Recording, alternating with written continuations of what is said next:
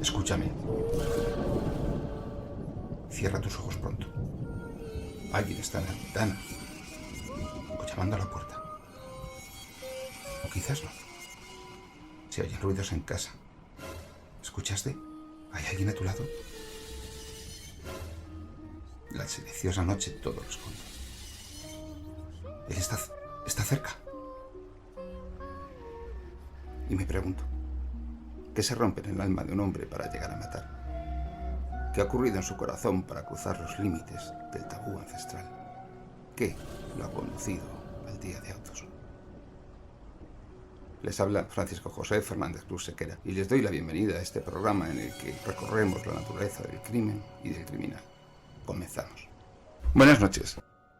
Un programa más estamos con todos ustedes para ocuparnos de otro caso criminal, de aquellos que hicieron historia y que se ha convertido en un clásico de la crónica negra española, porque continuando con la misma tónica que ocurría en programas anteriores, el impacto mediático, social y económico que tuvo fue muy importante. La prensa actuó como caja de resonancia del crimen, incluso desde antes de que se descubriera. No en vano en aquella época teníamos diarios como El Imparcial o el ABC, que dedicaban una importante sección de noticias, incluso la primera página, a los sucesos que escandalizaban a toda España en aquel entonces.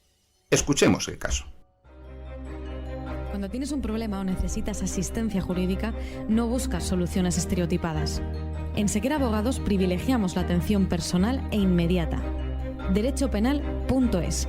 Llámenos al 91 770 86 33 o venga a vernos a la calle Orense 27, escalera A, quinto izquierda, junto al Paseo de la Castellana.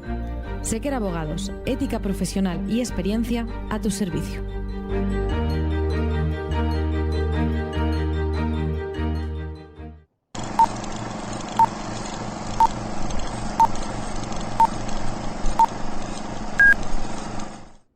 Hace ya algo más de 2 siglos que Madrid se ha convertido en un espejo de la sociedad española. No solo es una ciudad, es un termómetro de la vida nacional. Se han escrito canciones que, más que contarnos cómo es la ciudad, están escritas para contar la vida misma vivida en sus calles. Pero en aquel Madrid en el que vivían 750.000 almas, los primeros voceros de la vida capitalina eran los diarios, que a comienzos de mayo de 1913 todavía vivían sobresaltados el intento de asesinato del rey Alfonso XIII por Sancho Alegre el 25 de abril último. Y rompiendo la tónica informativa de las 2 semanas anteriores, el diario El Imparcial daba cumplida cuenta de la misteriosa desaparición de un adinerado caballero. El desaparecido era Rodrigo García Jalón, de 54 años, viudo, con domicilio en la calle de Divino Pastor número 2, principal derecha, en el que residía con uno de sus 3 hijos, de 18 años, y del ama de llaves llamada Genara Gil. Los otros 2 hijos ya no residían con la familia, pues uno era cadete de la Academia de Infantería y el otro se encontraba interno en un colegio en San Juan de Luz. En su juventud tuvo que abandonar la carrera militar debido a los problemas que con la disciplina le deparó su carácter violento, por lo que tras dejar la milicia se hizo recaudador de contribuciones en Logroño, lo que le permitió reunir una regular fortuna, pero duró poco en el oficio, pues lo dejó a los 2 años para dedicarse a una actividad más adaptada a sus inclinaciones, pues se hizo empresario de teatro, formando una compañía con la que recorrió de gira varias poblaciones de La Rioja y Castilla la Vieja y la Nueva, como son Valdepeñas, Guadalajara, Toledo, Alcalá de Henares, entre otras ciudades. La farándula le inclinó a llevar una vida de mujeres y juegos, favorecida por la presencia siempre impecable que le permitía su fortuna, que no era pequeña, pues al momento de su muerte guardaba en su casa resguardos de títulos del Crédit Lyonnais, del Banco de Vitoria y del Banco Riojano de Logroño, cuyo valor ascendía a unas 100.000 pesetas. Además, tenía en propiedad fincas en Ausejo, Logroño y Viana, Navarra, y haciendas en Moreda, en Álava. Estas últimas por valor de 24.000 pesetas. además de 15.000 pesetas en alhajas depositadas en un convento de Logroño que su difunta esposa depositó allí como lugar de confianza. En total, dejó una fortuna valorada en unas 150.000 pesetas. Lo que no se encontró en la casa fue dinero en efectivo, por lo que, cuando desapareció, sus hijos tuvieron que empeñar un alfiler de caballero que encontraron en casa con objeto de atender a los gastos del día. Era aficionado al juego, por lo que frecuentaba mucho el palacio de juego llamado el Círculo de Bellas Artes, lugar en el que fue visto por última vez antes de su repentina desaparición. En mayo de 1912, ya viudo, terminó por afincarse en Madrid, fijando su domicilio en la calle de San Bernardo número 72. 3 meses más tarde, se trasladó a la calle de San Marcos número 32 y de allí, al poco tiempo, al número 14 de la calle de Lavapiés. A pesar del poco tiempo que hacía que se había afincado en la ciudad, don Rodrigo tenía una agitada vida amorosa. Eran íntimas amigas suyas varias mujeres que pasaban la noche en su casa, de las que le fueron conocidas Juana Vidaurreta, que vivía en la calle Barbieri número 8, una camarera llamada Natividad, que prestaba sus servicios en una cervecería de la calle de San Bernardo, y Flora, una sirviente de un hotel de la calle de Sevilla. Pero tantos romances le llevaron a conocer a una joven de profesión planchadora, cuya gracia era María Luisa Sánchez Noguerol, natural de La Coruña, de apenas 20 años de edad, que había estudiado para ser maestra y a la que ofreció cobijo en su casa junto con sus 4 hermanos pequeños, Manolita, Manuel, Luis y Julio, ya que según ella le contó, su padre les había abandonado y era huérfana de madre, aunque en realidad era alcohólica y harta de las palizas de su marido, tomó pasaje a América, abandonando a la familia pocos años antes.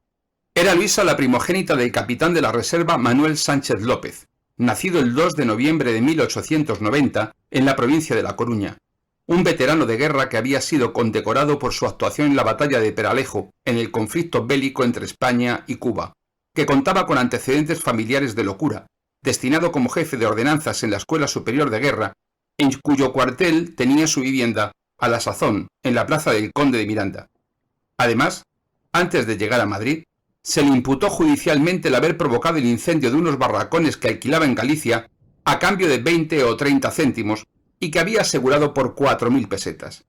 En dicho suceso, murió un hombre llamado Juan María Pérez Sánchez.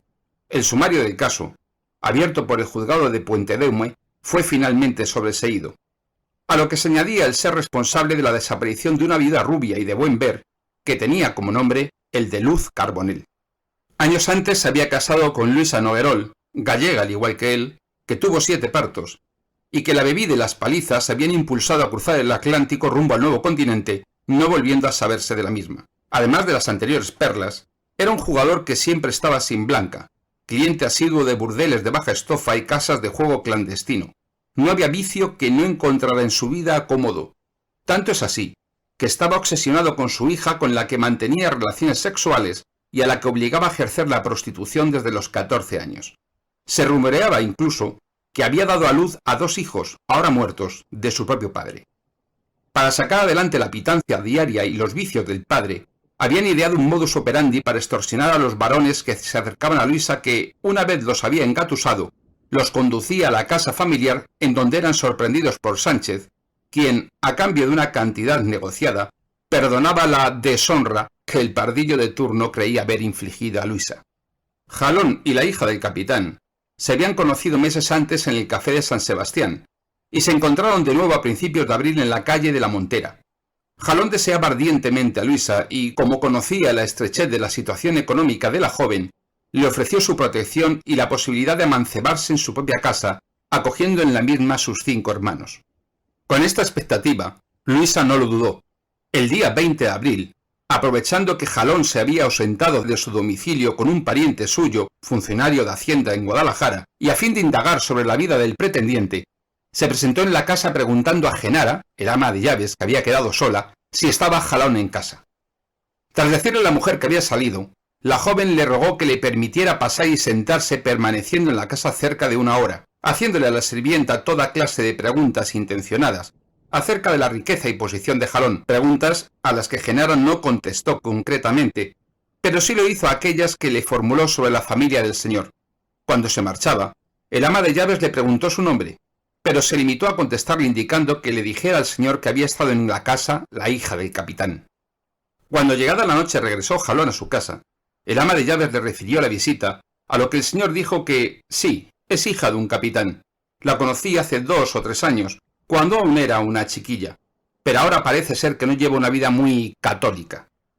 El jueves 24 de abril de 1913, el día de autos, Jalón, vestido de forma más elegante de lo normal, con una americana a rayas con chaleco, camisa amarillenta con rayas verdes y pañuelo de seda, se presentó en el Círculo de Bellas Artes, haciendo entrega de 1000 duros, recogiendo el resguardo correspondiente en forma de ficha del casino, indicando al cajero que no canjease a nadie la misma, y que era la manera de guardar ese dinero mientras iba a un sitio al que no le gustaba llevarlo. Además, depositó un billete kilométrico de tren y un revólver.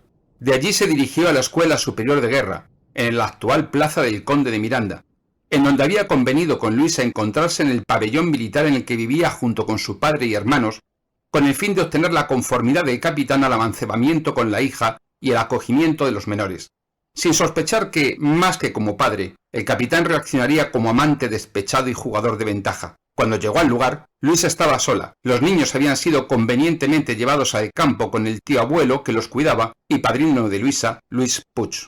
Jalón tomó asiento de espaldas a la puerta, el lugar que Luisa tan amablemente le ofrecía, sentándose ella frente al varón. Comenzó entonces una larga charla galante, tratando de cortejarla, y el hombre, concentrado en seducir a la joven, no se apercibió de que detrás de él se entreabría sigilosamente la puerta dejando paso a la figura amenazante del capitán, que con mirada satánica mantenía los ojos fijos en su nuca. En su mano derecha empuñaba un martillo, con el que descargó súbitamente un golpe brutal en el cráneo dejándolo inconsciente. Con el segundo golpe, más fuerte aún que el primero, el cráneo estalló terminando por asegurar la muerte de Jalón, pero dejándolo aún moribundo. En este estado de agonía, entre el padre y la hija fue metido en una artesa, un cajón de madera utilizado para amasar el pan, y le cortaron la cabeza.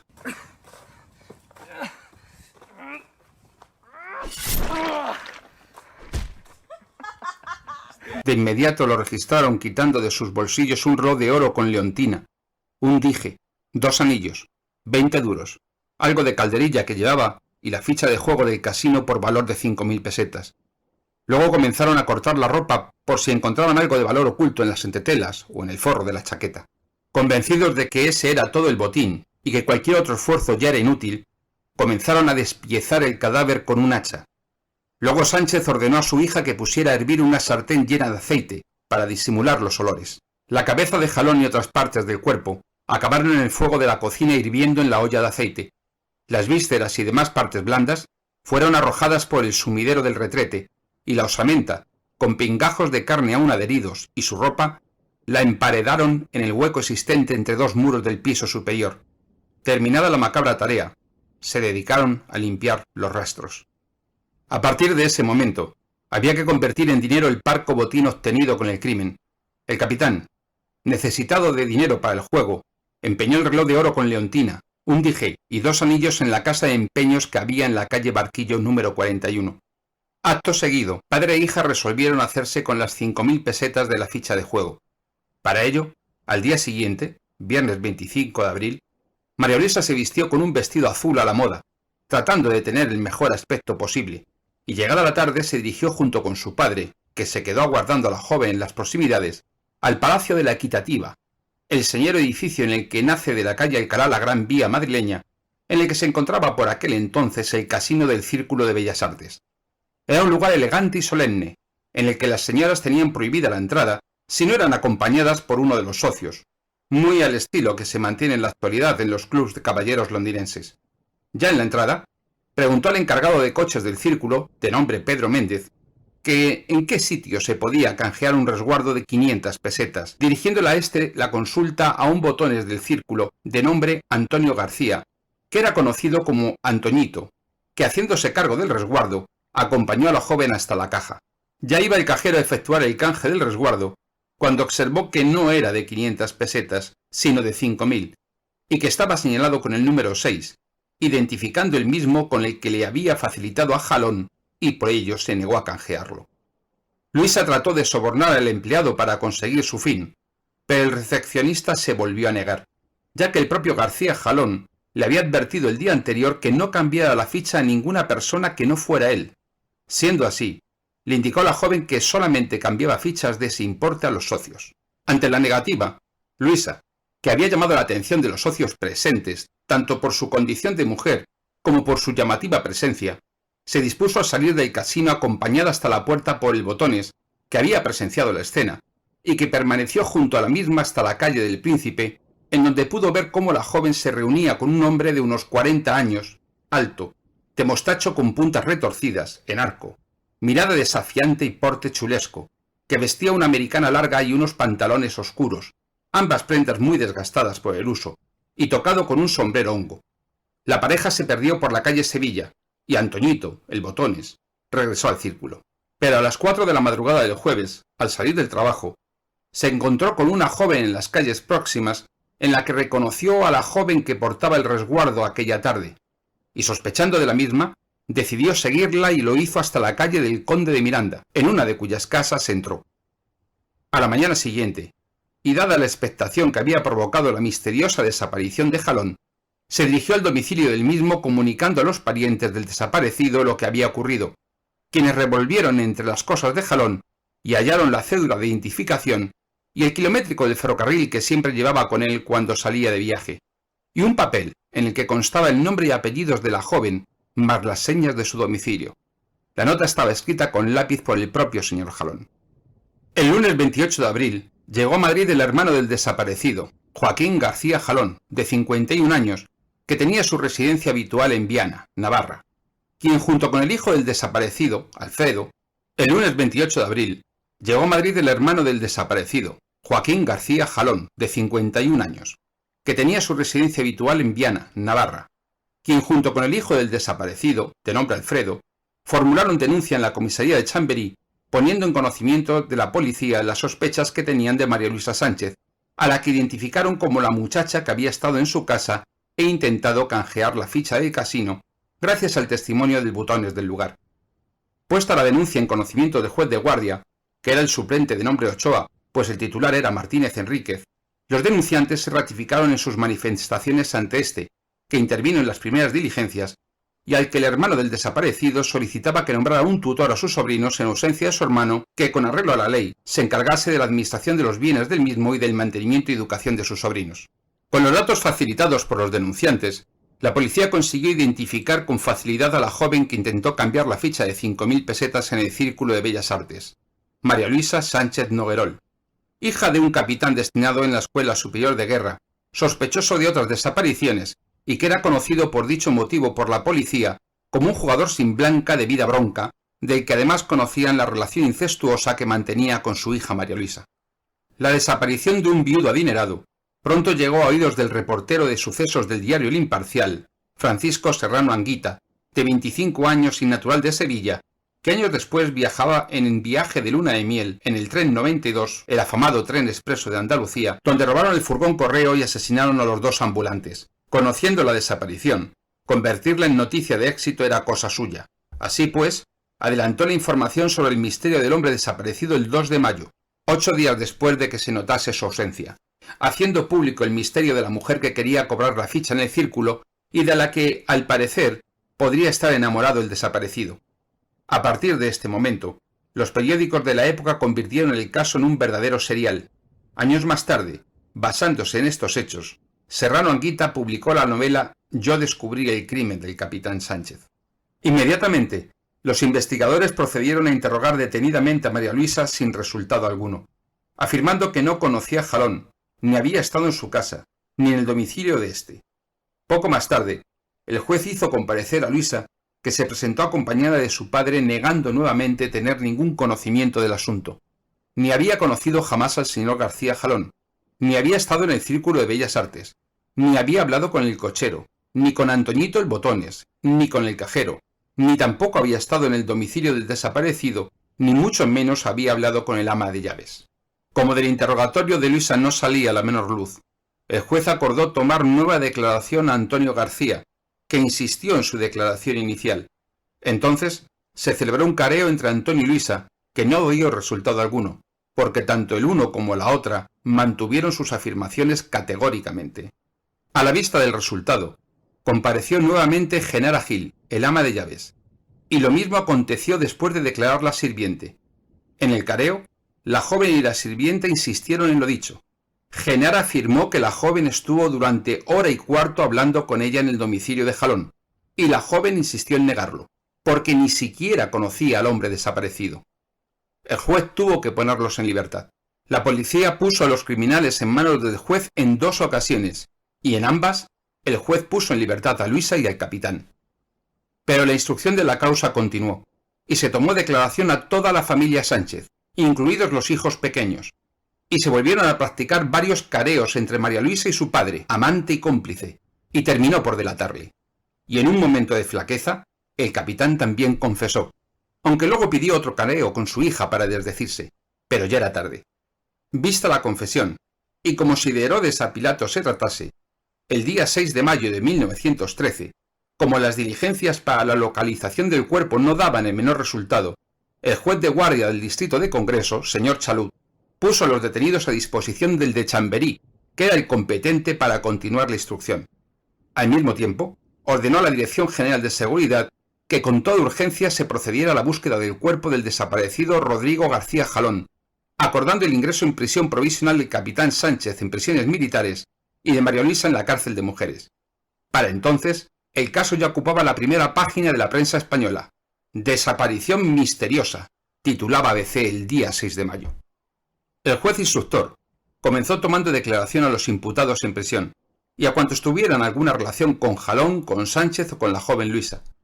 Estudiando las últimas diligencias practicadas, y singularmente cuanto se relacionaba con lo que llevaba declarado en el sumario el viejo Luis Puig, a quien los hijos del capitán Sánchez llamaban el padrino Luis, que en ese momento era quien se estaba al cuidado de los hijos menores del capitán, llegó a la conclusión de que era imposible que el hombre no estuviese enterado del crimen, haciendo vida tan estrecha con todos los miembros de la familia, por lo que ordenó que se le citase inmediatamente para que antes de las 3 estuviera en la casa de canónigos, sede judicial, y redactó el auto sosteniendo la competencia de la jurisdicción ordinaria frente a la militar, acordando que fuera para esta la continuación de las actuaciones. El auto fue comunicado ese mismo día a la audiencia provincial. Una vez constituido el juzgado, el juez hizo pasar a Puig a su despacho.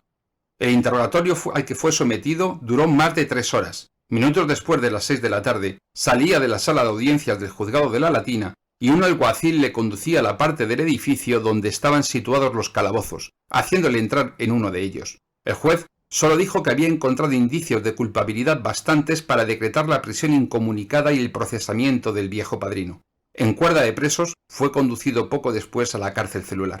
Manolita, la otra hija del capitán, que hasta entonces había estado acompañada por el padrino, se había quedado sola en la casa a la que habían empezado a llamar la Casa de los Salvajes. El juzgado la puso a disposición del gobernador civil para su ingreso en algún centro benéfico o en un convento, terminando siendo internada en el de las Salesianas, y mientras que los varones pequeños lo eran en el Hospicio de la Paloma. Durante las 2 semanas siguientes del mes de mayo, todos los periódicos de Madrid continuaron contando los pormenores de la misteriosa desaparición y de sus protagonistas, en los términos sensacionalistas y con el rebuscado lenguaje del momento, sin que hubiera ninguna novedad. El cadáver no aparecía, y por aquel entonces, sin cuerpo no había crimen, por lo que el director general de Seguridad, señor Méndez Alanís, no quería resignarse a que el caso quedase sin solución, y pensó que si el último lugar en donde se sabía que estuvo Jalón vivo fue en casa del capitán, allí había que encontrar alguna pista que condujera a su localización, por lo que, aunque se habían hecho varias entradas y registros del inmueble, no renunció a practicar uno nuevo que ofreciera algún resultado, aunque hubiera que demoler el edificio. En las primeras horas de la noche del jueves 15 de mayo, ordenó a los responsables de la investigación, los inspectores Maqueda y Escudero, que lo preparasen todo para practicar la diligencia a las 11 de esa misma noche, y que no faltasen obreros y herramientas, porque se iba a proceder a levantar el suelo y a derribar los tabiques y paredes precisas hasta dar con el paradero de Jalón. El edificio de la Escuela de Guerra era un inmueble de enorme tamaño, en el que con facilidad se podía ocultar un cuerpo en sus cuadras, sótanos, recovecos o cuartos olvidados y en desuso. La Brigada de Investigación Criminal, dirigida por el comisario Ramón Fernández Luna, comenzó inspeccionando el alcantarillado cercano a la vivienda del capitán, y el martes 20 de mayo se encontraron, justo en el desagüe del domicilio del capitán Sánchez, restos óseos que podrían pertenecer a un cuerpo humano. Como consecuencia de este hallazgo, se corrió el rumor de que el cadáver de Jalón había pasado a formar parte del rancho de la Tropa. Ramón del Valle Inclán, se hizo eco de la creencia popular en su obra de teatro La hija del capitán.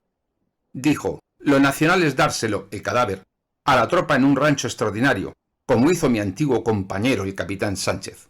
Convencidos ya de que aquel lugar era la tumba de Jalón, siguieron con ahínco la búsqueda, y fueron efectuando distintas calas en suelos y paredes, hasta que al abrir un boquete, salió un fuerte hedor a cadáver corrompido y apareció un nuevo muro, como a cuarta y media de la pared derribada. El director general de seguridad, Méndez Alanís, apartó a los dos albañiles, y se asomó al hueco que en realidad era la tumba de García Jalón, o de lo que habían dejado de él. Emparedados aparecieron un chaleco, una americana, una camisa amarillenta con rayas verdes, una camiseta, unos calzoncillos, un pañuelo de señora, un puño y un impermeable. Todo ensangrentado y hecho jirones. Del cuerpo de Jalón aparecieron la columna vertebral partida en pedazos y con las costillas aserradas, huesos largos de brazos y piernas, trozos de cuero cabelludo, los pies cortados por los tobillos, sin los dedos, los omóplatos y otros huesos, un martillo, un hacha y un machete. Con las evidencias encontradas, el juez volvió a interrogar al capitán y a Luisa, que hasta entonces lo habían negado todo. Persistieron en su actitud, pero se pudieron reconstruir los hechos tras la declaración de la joven. Desde ese momento, comenzaron las acusaciones recíprocas entre el padre y la hija. El 24 de mayo, ABC recogió una serie de declaraciones de Luisa en las que declaraba que ella y su madre se prestaban mutuo apoyo y defensa ante las crueldades de su padre y atribuía a éste toda la responsabilidad. El caso se juzgó definitivamente por la jurisdicción militar. Se celebró el Consejo de Guerra ante el Consejo Supremo de Guerra y Marina, en el que desempeñó la defensa del capitán el abogado José Serrano Batanero, quien años más tarde terminaría fusilado a su vez, y la defensa de Luisa la desempeñó el letrado Miguel Cabrera.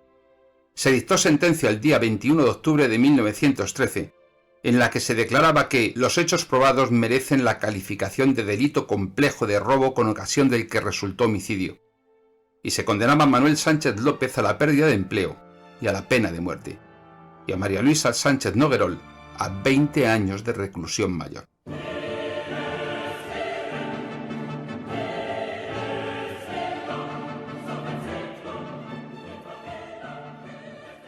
Hubo quien pidió el indulto del capitán, aludiendo a sus servicios pasados en la guerra de Cuba y a sus hijos pequeños, que quedarían solos y desamparados. Pero no hubo gracia, y la pena se ejecutó al amanecer del 3 de noviembre de 1913.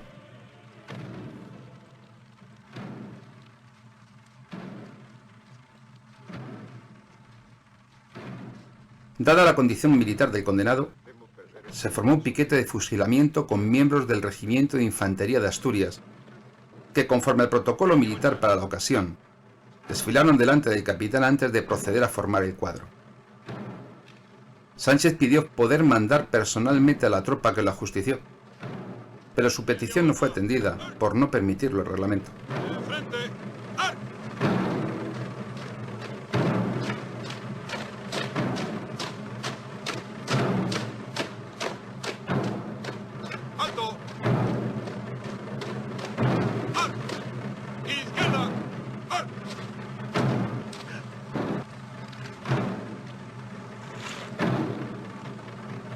Derecha.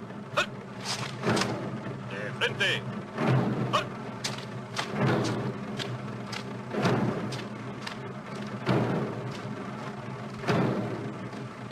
¿Quieres que te lo suelte?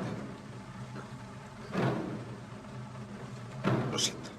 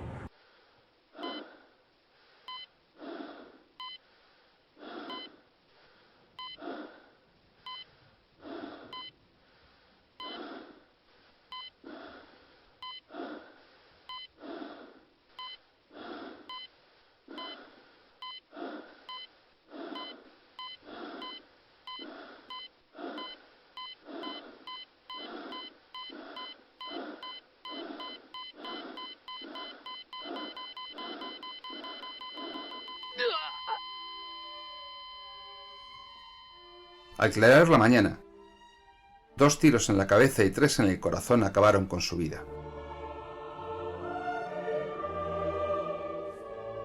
Ya cadáver, su cuerpo fue recogido por un carro del Cuerpo de Sanidad Militar y enterrado en el cementerio de Carabanchel Bajo. Su hija, después de mucho tiempo perdida en la locura, en la que rememoraba la muerte a martillazos de Jalón, murió en 1925 interna en el manicomio.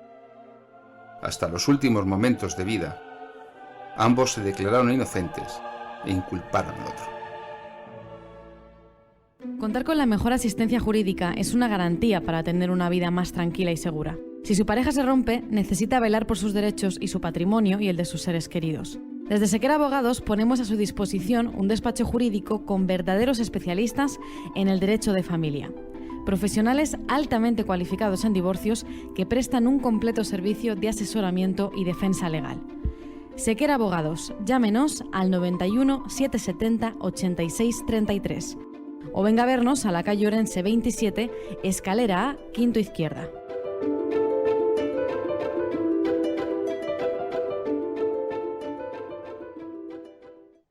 Pues buenas noches otra vez, ya estamos con todos ustedes y una vez más tenemos aquí a nuestro equipo habitual que nos acompaña, como siempre, dispuestos a contarnos todo lo que ellos saben de este caso, que no es poco.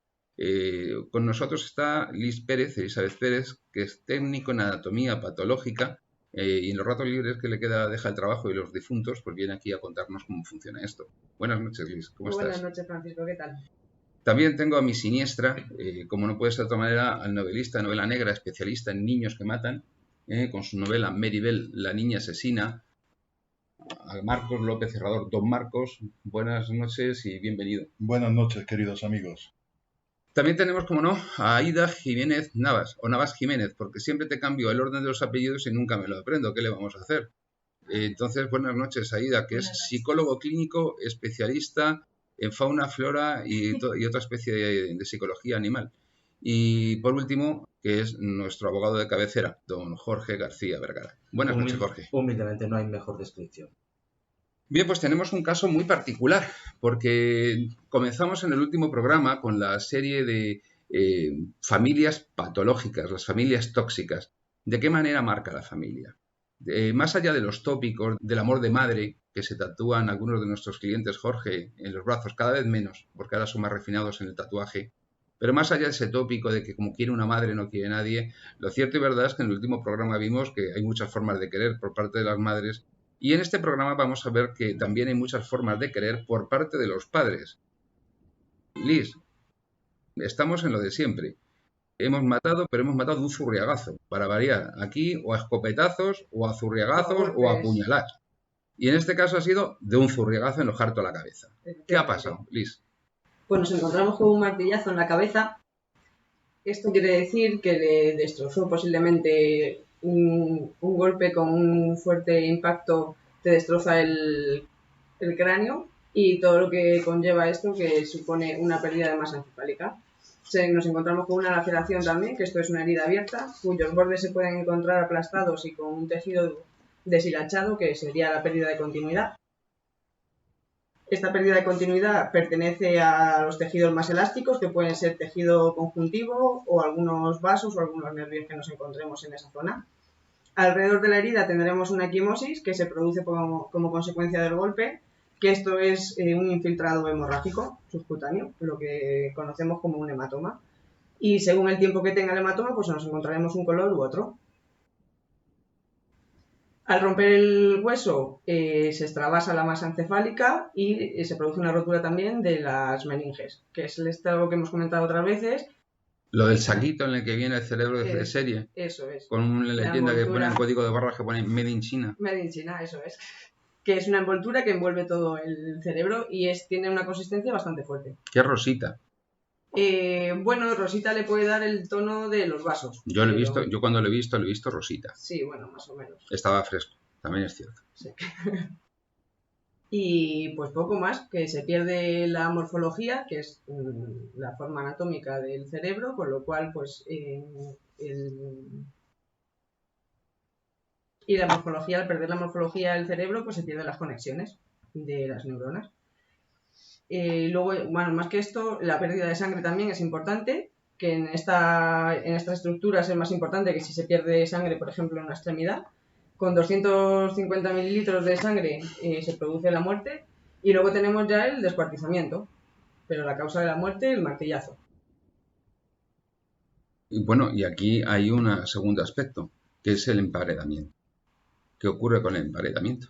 ¿Cuáles son los efectos sobre el cadáver de estar emparedado? Claro, pues esto pasa un poco igual que cuando te entierran. Según donde te entierren y la condición que tenga el suelo, así te pasa. Y en zonas secas se produce la desecación del cuerpo y se momifica, y luego en zonas húmedas el cuerpo se conserva un poquito más, pero también se conserva, pero también se descompone un poco. Liz, ¿y el efecto del emparedamiento en un periodo de tiempo como es el que va desde el mes de abril a finales del mes de mayo, ¿tiene algún efecto el aislamiento en cuanto a la conservación? Porque una de las cosas que narraba la prensa en aquel momento era el fuerte olor a cadaverina, a putrefacción, que se desprendía del cadáver al perforar la pared para descubrirlo. Claro, lo que te he comentado de la conservación del cuerpo pasa después de que se hayan producido los efectos de la descomposición. Con lo cual, durante estos 15 días el cadáver se está descomponiendo y evidentemente daría olor incluso antes, a lo mejor, de abrir la pared. No detectaron nada. Pues entonces, claro, depende de la porosidad también a lo mejor, pero en cuanto se abre, claro, todo el cuerpo ahí descomponiéndose, huele seguro. Hay una especialidad de las ciencias forenses que es la entomología forense, que es la fauna cadavérica que permite automáticamente esos escuadrones de la muerte que se llaman, permite datar aproximadamente la fecha del óbito, la fecha de la muerte. Sí. En este caso, sobre la fauna cadavérica, ¿el hecho del emparedamiento puede afectar de algún modo en cuanto a su aislamiento o no? Claro, tiene que haber un orificio de entrada. Si está completamente aislado, los bichos, los insectos no aparecen así como así. Que muchas veces la gente piensa que cuando nos pudrimos, ¿no?, y nos salen bichos. No, los insectos vienen de fuera. Ellos ponen las larvas y en ese proceso es cuando aparecen ponen los huevos, perdón, se produce la larva y luego ya se hace la crisálida y sale el insecto. Y según el periodo en el que estemos, te encuentras el insecto en uno u otro. Con lo cual, en un caso de estanqueidad, como se podría haber sido en el que el cadáver se encuentra emparedado de forma estanca y los escuadrones de la muerte no pueden hacer mella en el cadáver, podría alterar esto en la fauna cadavérica, ese aislamiento, ¿no? Y por lo tanto podría inducir a una data de la muerte equivocada. Bueno, pero tienes otros indicios que te pueden dar la data de la muerte. Sí, eso sí, pero no me refiero al hecho de que puedan existir otros indicios colaterales que nos puedan, por ejemplo, la fecha de una desaparición, o como es en el caso presente, que el sujeto pasa por el casino y deja la ficha porque no quiere llevar dinero encima, y el del casino además recibe instrucciones de que no le cambie la ficha a nadie cuando se la lleva. Entonces, sí, tenemos un dato periférico. Ese día, concretamente, el fallecido estaba vivo, don Rodrigo, pero a partir de ahí sabemos que murió en algún momento. Evidentemente esto nos marca al menos un periodo temporal máximo, pero eso no significa que tengamos la misma fauna cadavérica en unas condiciones que en otras, ¿no es así? No, claro, es lo que te comentaba. Desde que el insecto pone los huevos hasta que se convierte en insecto, es decir, huevo, larva, crisálida y luego insecto otra vez, pasa un tiempo. Y los ciclos son de aproximadamente pues entre 15 y 20 días. Uh-huh. Y según, por ejemplo, la dimensión que tenga la larva, así te encuentras los días. Una última pregunta. ¿La total descomposición de la materia orgánica qué tiempo puede llevar en estas condiciones del caso presente? Pues en estas condiciones que estamos dentro de una pared, ¿no?, que lo emparedaron, más de 2 años. ¿Más de 2 años? Sí. Bien, Aida, nos vamos con el aspecto psicológico de la cuestión. Estamos en presencia de unas relaciones familiares completamente tóxicas. La madre es alcohólica, una mujer acostumbrada a las palizas por parte de un hombre colérico, iracundo, que no sabemos bien si tuvo arranques de valor o arranques de ira, como cuando tuvo el comportamiento heroico en los combates de Cuba, con una personalidad que todo el mundo le definía como chulo, chulesco, es decir, bravo, ¿no? Majo, en la peor acepción de la palabra. Una relación incestuosa de la que se dice que pudo darse hasta 2 embarazos en la Luisi, ¿no? En la Luisi, la hija, en Luisa, que la prensa de la época la describía como una mujer que se había desarrollado el vicio. Y fíjate que todo esto nos establece unas relaciones familiares completamente atípicas. ¿No te parece? Sí, sí que me lo parece. Porque el padre de María Luisa aprovecha la fuerza superior que tiene, que es la persona de la que depende, que tiene menos experiencia, que confía en él, para aprovecharse de ella y para iniciar unas relaciones sexuales cuando ella tenía unos 10-12 años. Normalmente observamos en este tipo de personas distorsiones cognitivas que intentan justificar de alguna manera el acto que están cometiendo. Normalmente se observa en personas que son más vulnerables, normalmente son hijos con retrasos, discapacidades, carentes de atención, que al principio reciben esas caricias, por decirlo de alguna manera, como un halago, pero posteriormente, cuando adquieren conciencia de lo que está ocurriendo, desarrollan un sentimiento de culpa muy importante y claro, las consecuencias son negativas. Hablamos de índices muy elevados de suicidio, abuso de sustancias, conductas impulsivas, todo lo que uno puede imaginarse es las consecuencias que tiene este tipo de comportamientos en los hijos, o en los familiares que lo sufran, porque puede ser entre hermanos, sobrinos. Además, hay una serie de factores que indican una peor evolución del caso. Concretamente, si ha habido sucesos traumáticos diversos, que en este caso sí que se observan, porque aparte del asesinato, ella se encargaba de hacer de gancho y traer a varios caballeros adinerados a la casa, mantenía relaciones sexuales con ellos y luego el padre les amenazaba. Es que era obligada a prostituirse, Ajá. pero es que no es ese el comienzo de lo patológico. Es que la propia madre, alcohólica y harta de las palizas, se larga a América y abandona a toda la familia, con lo cual la desestructuración familiar ya está garantizada. Y a partir de ahí, la forma en la que Luisa ocupa el lugar de su madre en la cama del padre ya establece una circunstancia muy extraordinaria. Luego, curiosamente, me llama la atención, Luisa es descrita en la prensa de la época como una mujer atractiva y de gran belleza, voluptuosa. Claro, muy del gusto de la época y de las películas porno que como de productor tenía don Alfonso XIII, una mujer que hoy día llamaríamos claramente obesa, pero que en aquel tiempo era muy del gusto de la época y ella encajaba perfectamente en ese estereotipo de mujer muy atractiva en aquel momento. Una mujer que ese atractivo físico tan solo le sirve para su propio perjuicio, porque le sirve para atraer el deseo sexual del padre y para que éste rentabilice el deseo sexual sobre su hija con otros hombres. Pero ¿no crees que hay un componente de celotipia, de celos patológicos en el padre, impropios de la relación padre-hija y mucho más propios de la relación entre hombre y mujer? Sí, y creo que exactamente eso fue lo que le llevó a cometer el crimen. Porque en las otras ocasiones en las que habían acudido a su casa otros caballeros, permitió que se mantuvieran las relaciones sexuales y hasta que no les encontraba en un momento inoportuno en el que pudiera chantajear a esa persona, no hacía nada. Y en este caso simplemente estaban sentados hablando en una mesa. Y yo creo que fue un arranque de celos ante la posibilidad de que esta persona pudiera llevarse a su hija y acabara con las ventajas que tenía sobre ella. Con su relación afectiva, digámoslo así. Sí. Pero vamos a ver, aparte de que el padre cumplía la función de proxeneta respecto de la hija, ¿no crees que tal y como se estableció la situación era claramente una trampa en la que la hija era partícipe, que sitúan a don Rodrigo sentado de espaldas a la puerta precisamente con la intencionalidad de que sea el padre quien entre sin advertirlo y le reviente la cabeza? Porque hay una cosa, se discute sobre si eso fue un plan premeditado o no en el que Luisa participó. ¿Tu opinión cuál es? Yo creo que no.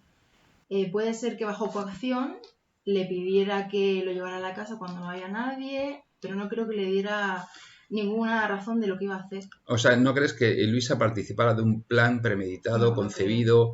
¿Y tú, Marcos, qué es lo que piensas sobre el particular? ¿Crees que Luisa participó de un plan premeditado, concebido, dirigido a dar muerte a don Rodrigo y apoderarse de sus bienes? No, a darle muerte no creo. Ella participó en un plan como participaba en otros planes. Para ella sería seguramente otro igual. El padre le diría pues, que iban a chantajearle y a sacarle dinero. Pero el padre lo que no estaba dispuesto era a perder a la hija y veía efectivamente que había un peligro muy claro de que la hija acabara casándose con este señor, por lo cual él la perdería.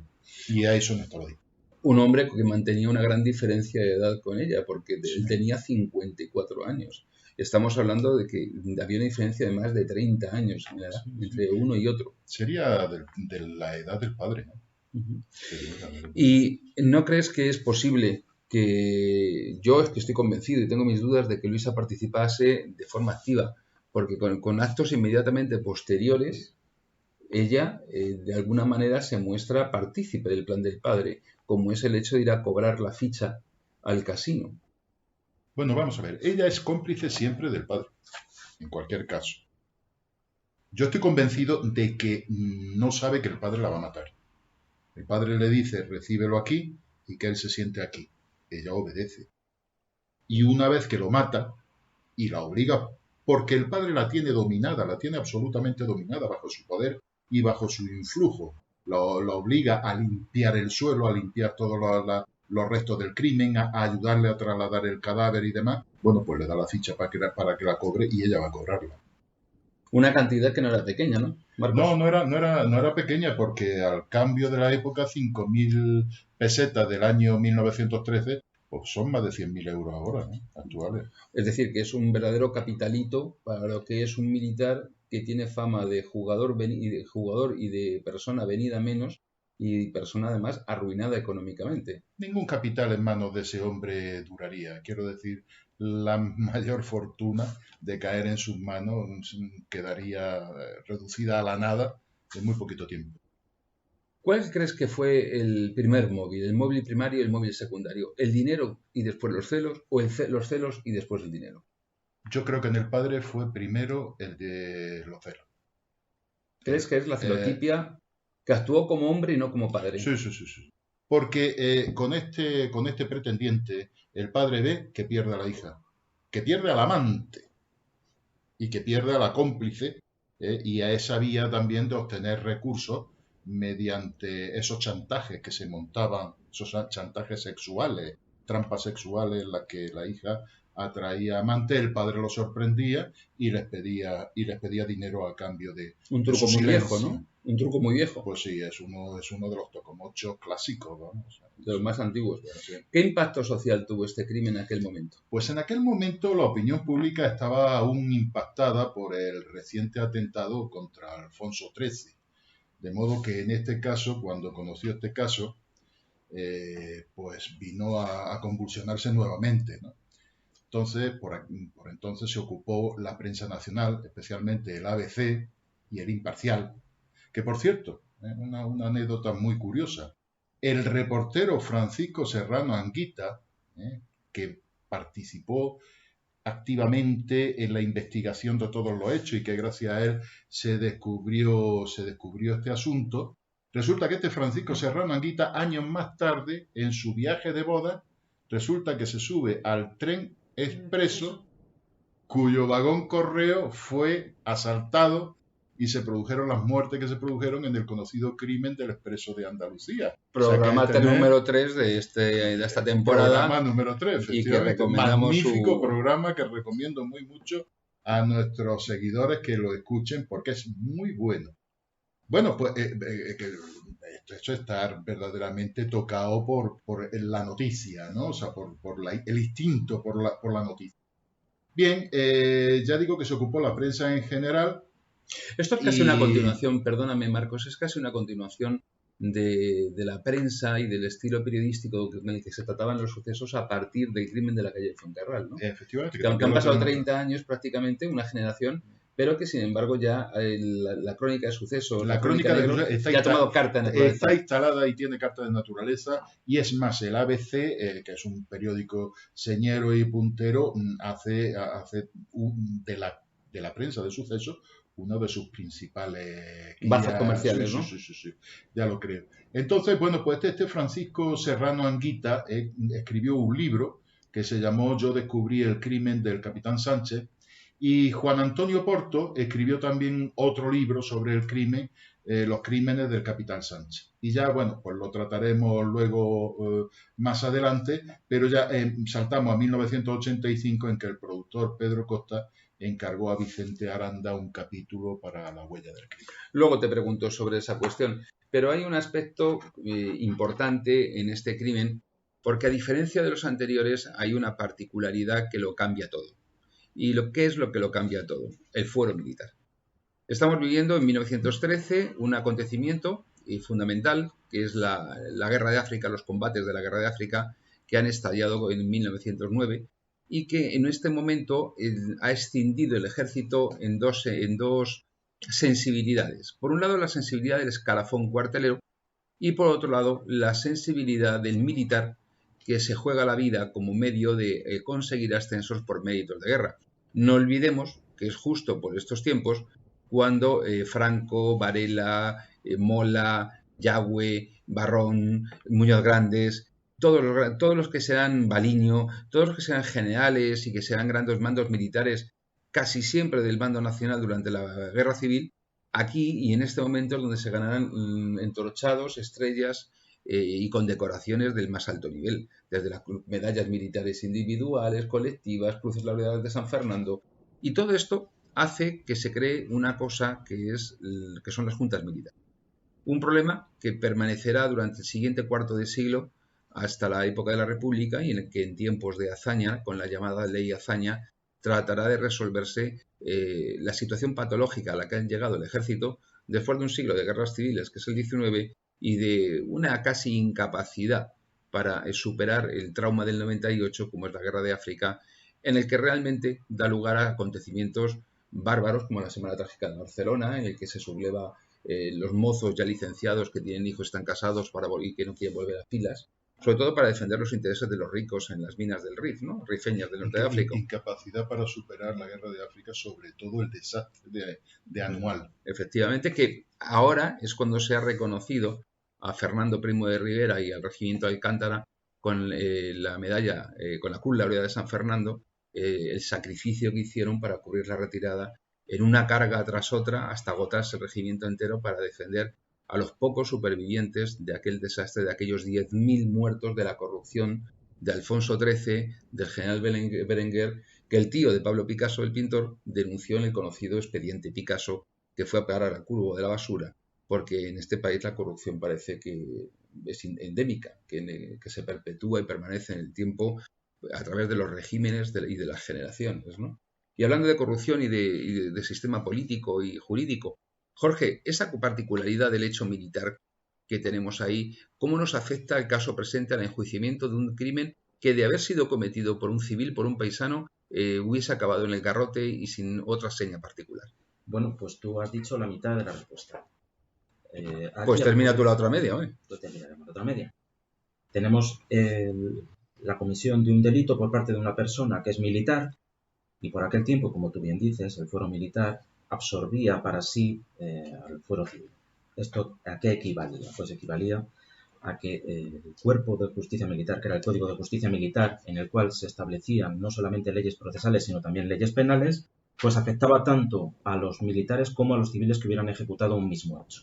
De esta manera hay dos consecuencias muy claras. La primera, no se le juzga por la audiencia provincial, sino por un consejo de guerra, a él y a la hija. Es decir, que la jurisdicción militar en aquel momento entiende de todos los delitos cometidos por un militar, sean o no sean delitos militares. O sea, que es a diferencia de lo que ocurre ahora, que ahora cuando un militar comete un delito ordinario, digamos, o sea, un homicidio, un robo, es juzgado por la jurisdicción ordinaria. Y la jurisdicción militar solo entiende de los delitos que solo pueden cometer los militares, como es desobediencia a un superior o agresión a un superior, por ejemplo. Pero aquí tenemos el caso de un militar, de una persona que es militar, que ha cometido el un delito asesinato, común. sí, el asesinato, o para ser más estrictos, un robo con homicidio en el que la víctima es un civil. ¿Por qué un robo con homicidio, no un homicidio con robo? Que me acuerdo.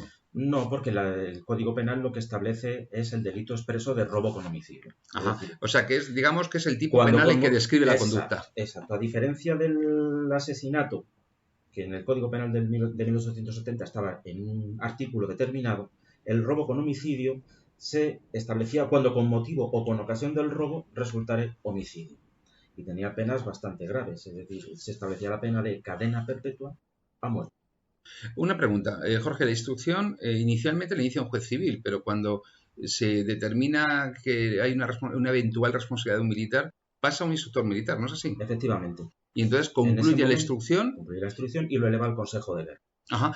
Y otra particularidad, ¿puedes explicar diferencias entre los tipos de pena de muerte que se aplicaban? ¿Qué es la cadena perpetua? Claro. Cuéntanos esto. La segunda diferencia respecto de la jurisdicción civil o del asesino civil es que la pena de muerte se ejecutaba de manera distinta según fueras militar o según fueras civil.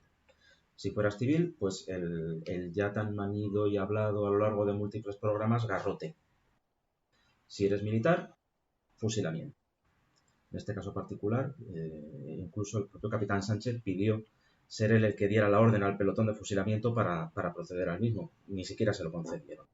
De todos esos modos es algo muy frecuente ese tipo de petición y en algunas ocasiones sí se ha concedido. Sí, en este caso particular no se dio. Y respecto de la cadena perpetua, yo me vas a permitir un ligero comentario. Aquellos que están criticando la prisión permanente revisable, aquellos que están criticándola diciendo que es el establecimiento o el restablecimiento de una cadena perpetua, permítanme decirles que no saben lo que es la cadena perpetua.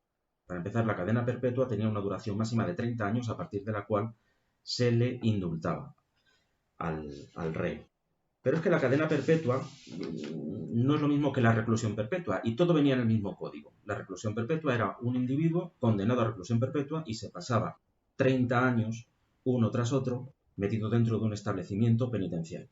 La cadena perpetua no era así. La cadena perpetua se cumplía en cualquiera de los puntos destinados a este objeto que estuvieran en África, Canarias o ultramar, y los sentenciados a cadena, ya fuera temporal o perpetua, pero pena de cadena, por eso se llama cadena, llevarían siempre una cadena al pie y pendiente de la cintura.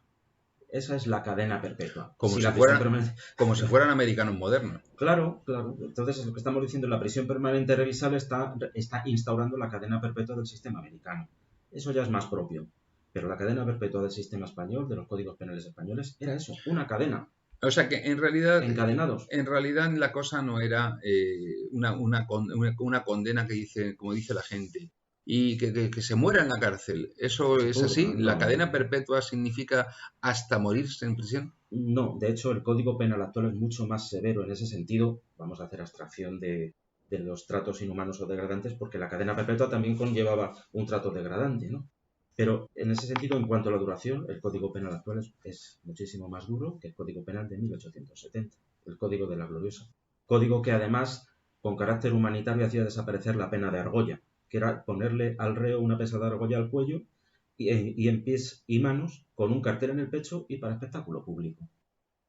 O sea que vamos mejorando, ¿no? Sí, digo yo. Desde la instauración del garrote por parte del rey Fernando VII, sí. No, el garrote, la humanización de las penas. El garrote mejoró mucho cuando se hizo el garrote catalán. Sí. Y no lo digo de broma, ni por motivos de actualidad, sino porque la incorporación del verdugo de Barcelona al garrote fue muy inteligente, porque fue añadirle ese pivote que penetra y presiona el cerebelo. Con lo cual hizo que el garrote no era solamente el estrangulamiento, sino además la ruptura del cuello, y eso ayuda.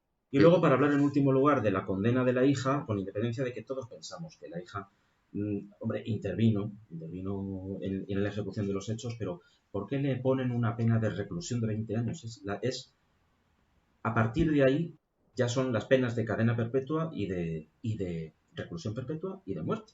Le ponen la máxima pena posible dentro de lo que es la complicidad en un delito de robo con homicidio. ¿Por qué? 20 años, que es el máximo en la escala de las penas. ¿Por qué? Pues porque el tribunal considera la enorme gravedad del crimen cometido y los medios empleados, no solamente eso, sino podríamos decir así, el asco que ocasionaba el descuartizamiento del cadáver. Pero el descuartizamiento del cadáver y el descarnarlo, porque es lo que se dice que hizo el capitán Sánchez, ¿crees que participó ella?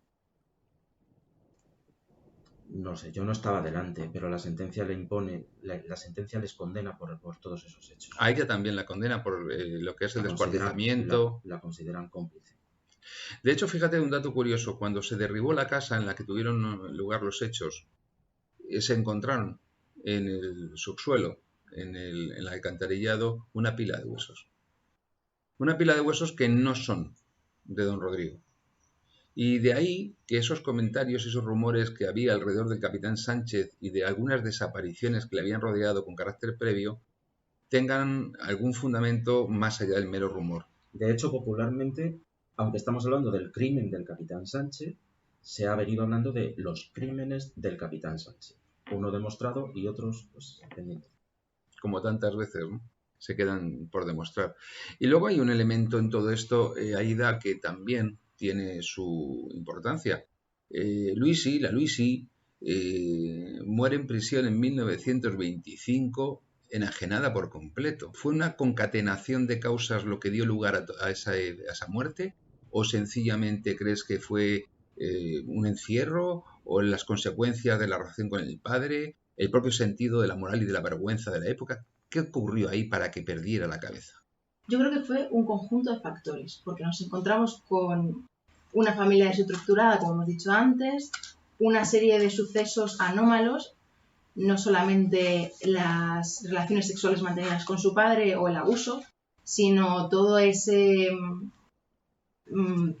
escenario que montaban de atraer a las personas hacia la casa, mantener las relaciones y tal. Y yo creo que luego el suceso de la muerte fue tan traumático para ella que empezó a revivirlo, empezó a experimentar síntomas de estrés postraumático. Concretamente quiero hacer referencia a pesadillas en las que se veía paseando tranquilamente, estaban sus hermanos felices, ella también, aparece el padre, le mete la cuenca de los ojos, los ojos en las cuencas, me parece, empieza a ver el reguero de sangre, cómo la arrastran. Son también epilepsia, me parece recordar que leí en alguna parte, o sea que es un conjunto de síntomas que dan a entender que fue tan traumático para ella que no pudo reponerse, y eso lo unimos a que estaba recluida en una cárcel de mujeres y tenemos el cómputo de que acaba desarrollando un trastorno mental. También es verdad que, no sé si por la época o por confidencialidad, siempre sale sesgado los diagnósticos que se realizan. Entonces hablan de trastorno mental, demencia, locura, para incluir o hacer referencia a muchos tipos de trastornos.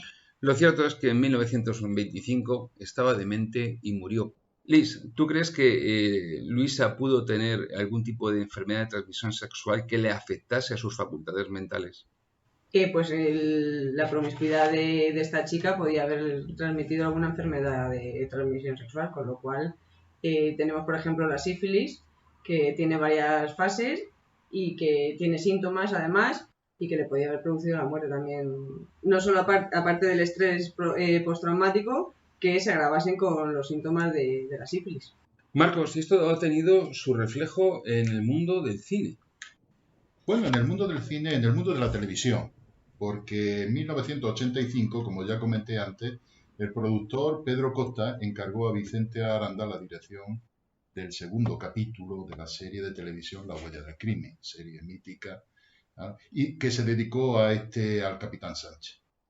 Tenía una duración de 61 minutos, y el episodio está filmado en formato cinematográfico, con una cuidadísima fotografía a cargo de Juan Amorós, un montaje estupendo, extraordinario, y un reparto magnífico, donde actúan Victoria Abril, Fernando Guillén y Maribel Verdú. Tiene su debut precisamente en este capítulo. Es la primera vez que aparece en cine o en televisión. Aquí Vicente Aranda ambienta su relato en la España de principios del siglo XX, sumergiéndose en una atmósfera gris y decadente, amarga, cabra y destructiva, incapaz de rasgo alguno de bondad. Como ya he dicho antes, las interpretaciones de sus dos protagonistas principales, Victoria Abril y Fernando Guillén, resultan sencillamente magistrales.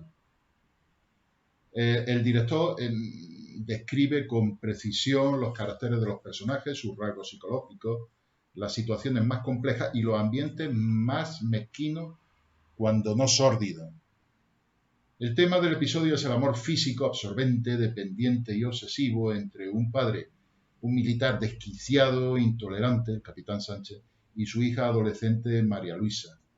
La tragedia viene a producirse cuando ella busca salir del círculo cerrado del incesto que la esclaviza, en un sometimiento pues que si lo pensamos detenidamente veremos que no tiene futuro, ¿no?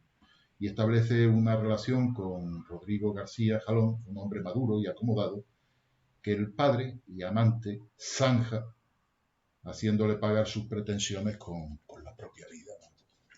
Entonces, bien, una vez más, Aranda trata un aspecto de la sexualidad que parece no abandonarle, como es el de la dependencia erótica y sexual de orígenes oscuros, que tanto caracteriza a su cine. Como resultado tenemos este trabajo que en su momento resultó tan arriesgado como incomprendido y que hoy es considerado cine de culto por sus valores artísticos. En resumidas cuentas, recomendable ver los crímenes o el crimen del capitán Sánchez en la serie La huella del crimen. Es uno de los mejores capítulos. Cuando no se ve ese capítulo, uno se ha perdido algo, ¿no, Marcos? Efectivamente. Por lo tanto, ya saben lo que tienen que hacer nuestros oyentes, seguir las indicaciones de Marcos para disfrutar, si no del mejor cine, que hay capítulos que no hemos hablado muy bien de la película, sí desde luego de un cine muy interesante, porque refleja la mentalidad no solo de la época del crimen, sino de la época en la que se hace la película. Y ese contraste y ese cambio es importante conocerlo y estudiarlo. Bueno, yo creo que hemos llegado al final de nuestro programa de hoy y aquí ponemos fin al análisis de la conducta de un padre, de una hija, de unos amantes y de unos asesinos. Algo que realmente se muestra completamente alejado de las relaciones familiares tal y como las entendemos que son deseables, ¿no? Una situación completamente patológica y enferma y atípica, afortunadamente. Tenemos que recomendarles, justo antes de despedirnos, que hay un libro muy interesante que se titula Mary Bell, la niña asesina, que se ha editado en editorial Secotia, y del que es autor Marcos López Herrador, en el que nos habla de una niña con muy mala leche, como ya he dicho en otros capítulos, y lo hace magistralmente como es propio de su pluma. ¿Dónde se puede comprar ese libro, Marcos? Pues en este momento está a la venta en cualquier librería. Si no la tuviera su librero habitual, pues no tiene más que pedirla. Pero vamos, está en el Corte Inglés, la FNAC, en la Casa del Libro. Pueden pedirlo por Amazon, en Criteria Club de Lectores. Pueden pedirlo también y lo reciben magníficamente en su casa, cómodamente en un par de días, ¿no? Bueno, pues yo no quiero dejar también yo he venido aquí también para hablar de mi libro, como se dice vulgarmente, y en este caso es de nuestro libro, y sí recomiendo esos 24 casos criminales, que son los que componen La Noche de Autos, en el que hablamos también de otros casos muy interesantes que recorren la geografía y el tiempo de esta España que nos ha tocado vivir. Desde los crímenes como el triple crimen del despacho de abogado de Useras o al crimen de las brujas de San Fernando, a casos como el violador de La Paz, actualmente ya en prisión otra vez, o el asesinato del rey de la cerveza. En fin, no quiero prolongarlo más. Jorge, muchas gracias por habernos acompañado esta noche y por habernos ilustrado sobre lo que fue el fuero militar. Gracias a todos por un programa tan atractivo como este. Aida, nunca sabremos si Jiménez Navas o Navas Jiménez, pero tú te encargarás de recordárnoslo semana tras semana. Navas Jiménez. Y así quedará siempre mucho más claro cuando lo repitamos en 3 ocasiones en órdenes diferentes. Sí. Ha sido un placer volver a tenerte aquí y aprender contigo de lo mal que están las cabezas de algunos. Muchas gracias, el placer es mío. Seguiremos teniéndote aquí un programa tras otro, viendo cómo nos hablas de la psique, de la fauna y de la flora. Y ahora nos queda nuestra especialista en botiquines y tiritas, como siempre, una chica que se reserva los domingos para sus perros, que es la única biología viva que termina por agradarle. De lunes a viernes ejerce con la biología muerta y los fines de semana con la biología viva y peluda. Sí, entonces, es mucho más agradecida, ¿verdad? Que la humana, sí. Te agradezco una vez más que hayas venido aquí para hablarnos de las guarrerías esas de las que tú te ocupas habitualmente, de las tripas, de las vísceras, de los saquitos y de lo podrido que está el mundo, sobre todo después de muerto. Muchas gracias, Liz, por venir. Se te quiere y lo sabes. y aunque me cuesta, Aunque pero te él se cuesta. te quiere. Y luego, una vez más, a mi admirado y que Marcos López Cerrador, amigo con el que la vida me ha distinguido y me ha sonreído y me ha agraciado. Se agradece que seas mi amigo y que me acompañes en este programa. Muchas gracias por venir, Marcos. El sentimiento es mutuo. Muchas gracias por contar conmigo. Un saludo a todos, queridos amigos. No podría dejar de contar contigo porque no podría dejar de aprender, y tú lo sabes. En fin, nada más. Les espero en el próximo programa en el que volveremos a tratar probablemente de algún tipo de relación familiar patológica, porque últimamente nos está dando por ahí. Llevamos ya 2 con el de hoy y probablemente tengamos otros 2 más en el que expongamos lo mal que estaban las familias, algunas familias, también en otros tiempos. Muchas gracias por escucharnos si han sido capaces de aguantar hasta aquí. Les habló su amigo Francisco José Fernández Cruz Sequera y les espero en el próximo programa de El Día de Autos. Buenas noches.